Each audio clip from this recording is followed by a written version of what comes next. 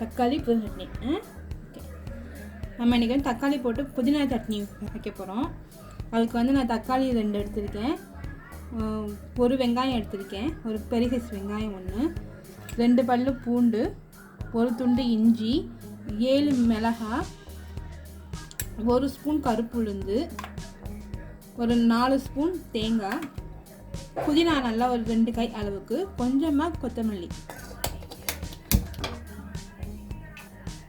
கடாய் வச்சுட்டு அதில் ஒரு 3 டேபிள் ஸ்பூன் நல்லெண்ணெய் சூடான உடனே நல்லா சூடான உடனே ஃபஸ்ட்டு வந்து உளுந்து போட்டுக்கணும்.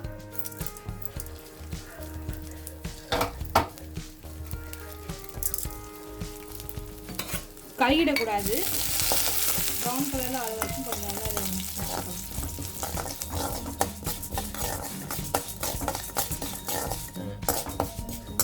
இந்த அளவு உளுந்து நல்லா வறுபட்ட உடனே நம்ம வச்சுருந்த மிளகாய் எடுத்துக்கணும். இது வந்து 7 மிளகாய் இருக்குது.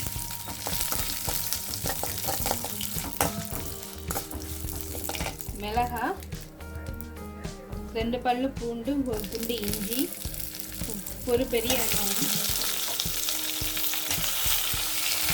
நல்லா வெங்காயத்தை நல்லா வதக்கிக்கணும்.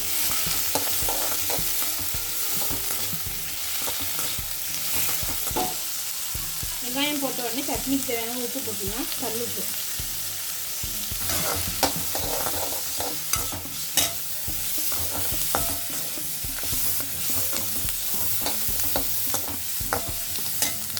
வெங்காயம் இந்த அளவு நல்லா பதங்கின உடனே வச்சுருந்த தக்காளி, இது வந்து 2 தக்காளி வந்து இதில் வைக்கணும்.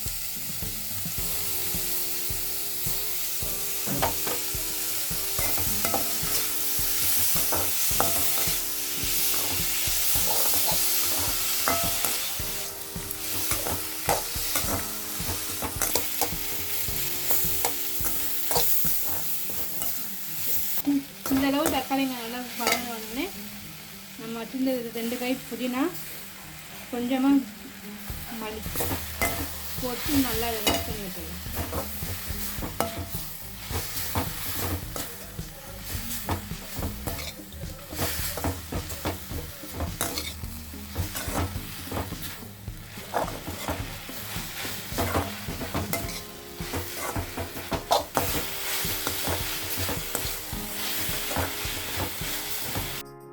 டேஸ்ட்டுக்காக கொஞ்சமாக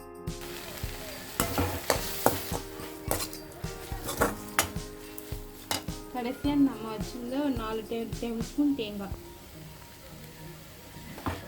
தேங்காயை போட்டு நல்லா கிளறி விட்டணும்.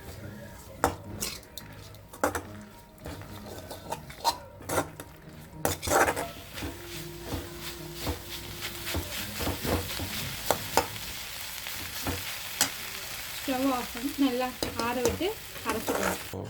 நல்லா ஆறிடுச்சு. இப்போ நம்ம மிக்ஸி ஜாரில் மாற்றிக்கலாம்.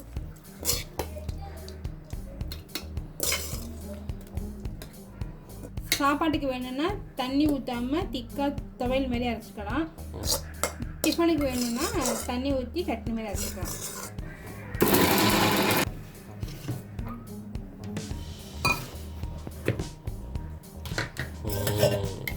நல்லா அப்படி பேஸ்ட் மாரி நல்லா அரைச்சிக்கணும்.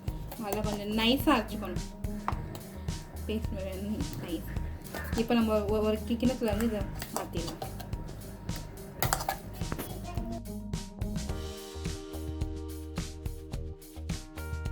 சட்னி தாளிச்சிக்கலாம். ஒரு 3 ஸ்பூன் எண்ணெய் ஊற்றிக்கலாம். நல்லெண்ணெய் தான் யூஸ் பண்ணுறேன்.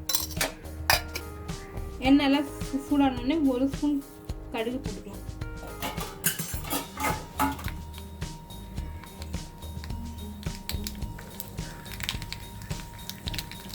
கடுகு பொரிஞ்ச உடனே கருவேப்பிலை,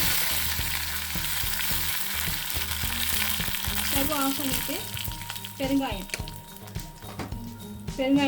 இதை வந்து அப்படியே சட்னியில் நம்ம வந்து சேர்த்துடலாம். அவ்வளோதான்.